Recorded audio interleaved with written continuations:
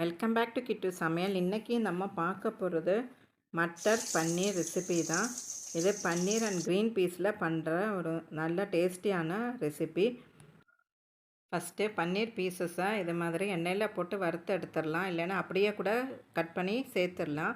Green பீஸை நல்லா வேக வச்சு வச்சிடணும். கடாயில் ஜீரகம் சோம்பு போட்டு தாளித்து வெங்காயம் போட்டு நல்லா வதக்கணும். வெங்காயம் வதங்கினதும் கட் பண்ணி வச்சுருக்கிற தக்காளியும் சேர்த்து நல்லா வதக்கி எடுக்கணும்.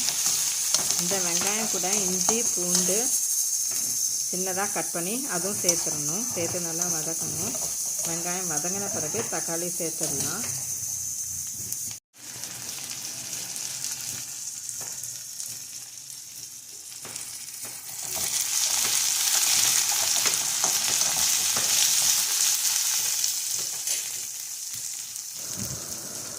தக்காளி நல்லா வதங்கின பிறகு பச்சை பட்டாணி சேர்த்து தேவைக்கு தண்ணி, கரம் மசாலா தூள், மிளகாத்தூள் எல்லாம் போட்டு நல்லா வேக விடணும்.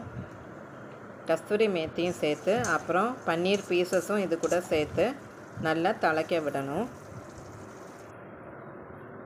அவ்வளோதான் இந்த ரெசிபி. கண்டிப்பாக இந்த ரெசிபி உங்களுக்கு பிடிச்சிருக்குன்னு நினைக்கிறேன். தேங்க்ஸ் ஃபார் வாட்சிங் திஸ் வீடியோ.